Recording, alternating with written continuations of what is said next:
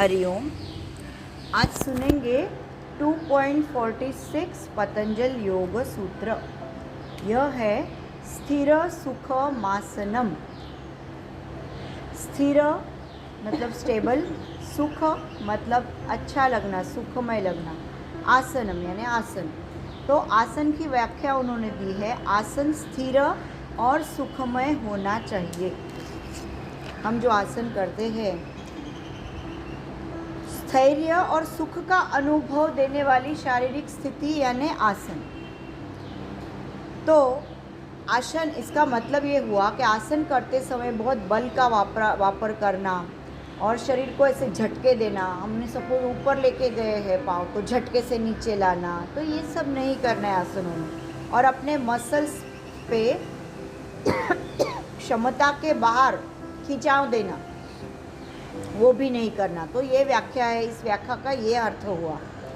अगर अपनी शारीरिक क्षमता है उससे ज़्यादा अगर अपने मसल्स पे खिंचाव पड़ गया तो वाइब्रेशंस होते हैं। समझो अगर फॉर एग्ज़ाम्पल किसी इंसान की वज़न उठाने की कैपेसिटी 40 kgs है, अगर उससे ज़्यादा वो वज़न उठा रहा है तो वाइब्रेट होगा ना, हाथ थर थर होएंगे उसके। तो ऐसे उन्होंने बताया। तो आसन करते समय भी ऐसा ही अनुभव आता है। अगर हम हमारी कैपेसिटी के इनफ जैसे करेंगे तो हमको अच्छा लगता है, पर बियॉन्ड कैपेसिटी करने जाएंगे तो हमारा शरीर वाइब्रेट होने लगता है, उस शरीर जगह पे हमारा शरीर स्थिर नहीं रहता है। तो ज़रूरी है कि हर आसन में हम उतना ही जाए कि जहाँ पे हमको स्थिर और सुखमय अच्छे श्वास लेना छोड़ना वो आराम से हो हमारा। तो वो आसन की व्याख्या है। और उन्होंने ऐसे बताया है कि कोई भी मसल्स पे एक्सेसिव हमारा ज़्यादा खिंचाव नहीं आएगा, ऐसी हमको मतलब केयर लेनी चाहिए। फिर शरद चंद्र कोपरडकर जी बताते हैं कि अष्टांग योग के ये पहले सूत्र में ही आसन का प्रमुख लक्षण बताया है कि हठ योग का पढ़ाई करने वाले योगी ऐसे बोलते हैं कि उन्होंने बहुत सारे आसन बताए हैं, पर अष्टांग योग में कुछ ही आसन बताए जो हमको स्थिर रखते हैं। मतलब जैसे पद्मासन, सिद्धासन, आधा पद्मासन, स्वस्तिकासन। तो मेडिटेटिव आसन यानी जिसमें हमारा स्पाइन सीधा रहता है। जिसमें हमारा स्पाइन सीधा रहता है तो हमारी ऊर्जा ऊपर की ओर बढ़ती है और हम हायर चक्रास की ओर जाने लगते हैं। तो उन्होंने ये आसन बताए। लेकिन हठ योग के आसन भी बहुत इम्पॉर्टेंट है जो हम लोग रोज़ करते हैं सारे।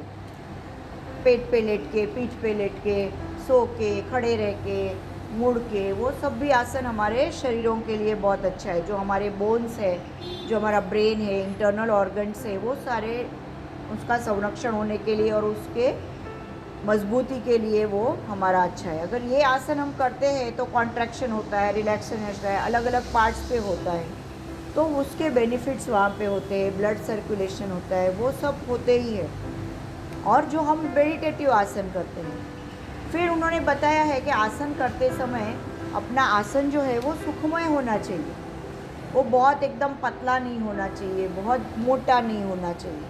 और आसन करते समय आप कोई भी कंफर्टेबल जगह पे बैठो, स्थिर और सुखमय दिया है। मतलब क्या, शरीर पे ध्यान नहीं जाना चाहिए, आपका चित्त पे ध्यान देना चाहिए। उन्होंने चित्त का इम्पोर्टेंस बहुत बताया है कि हमारा चित्त ही हमारे साथ आगे चलने वाला है, शरीर तो यहीं छूटने वाला है। तो चित्त का जो प्रोग्रेस है वो करने के लिए हमारा ध्यान, अगर हम लोग मेडिटेशन कर रहे हैं, आप अगर ज़मीन पे नहीं बैठ सकते हैं तो आप चेयर पे करो, आप बेड पे करो। यह फ्रीडम अपने क्लास में हमेशा होती है।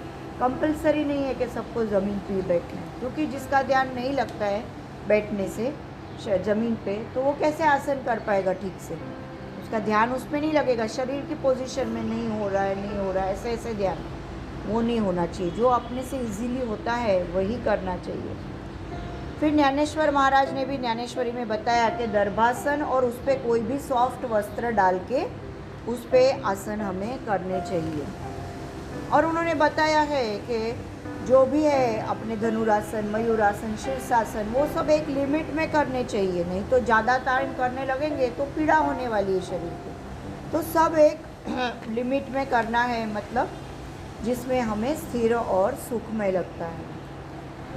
सामान्यतः क्या होता है, हम किसी एक जगह पे बैठते हैं तो हमारा हलचल होने लगता है, परंतु अगर अपना शरीर से भी अपना अवेयरनेस अपने चित्त के अंदर चले जाए तो वो हमको लगेगा नहीं, पर वो कब जाएगा, जब हमको कोई आसन में स्थिर और सुखमय लगता है। डिस्कम्फर्ट हो किसी भी आसन में तो हम वो नहीं, चित्त के पास कैसे पहुँचेंगे, फिर हमारा ध्यान शरीर में ही होगा, अरे ये इसमें मुझे जम नहीं रहा है, ये नहीं हो रहा है, तो वो नहीं होना चाहिए। तो उन्होंने करना बताया है कि शरीर पे विजय मिलाएंगे और उसको मजबूत करने में अगर साधक यशस्वी हो गया तो उसका योग का अभ्यास कंटिन्यू रहेगा, नहीं तो डिसकंटिन्यू होते रहेगा, पर कंटिन्यू करने के लिए उस पर विजय मिलाना ज़रूरी है। तो निश्चल तरह से, निश्चल यानी हलचल नहीं होना और सुखमय रहना, और वही आसन है ऐसे पतंजलि मुनि ने कहा है। और सिंपल फोल्डेड लेग्स ये अपने लिए एकदम उपयुक्त साधन है, ऐसे उन्होंने बताया है।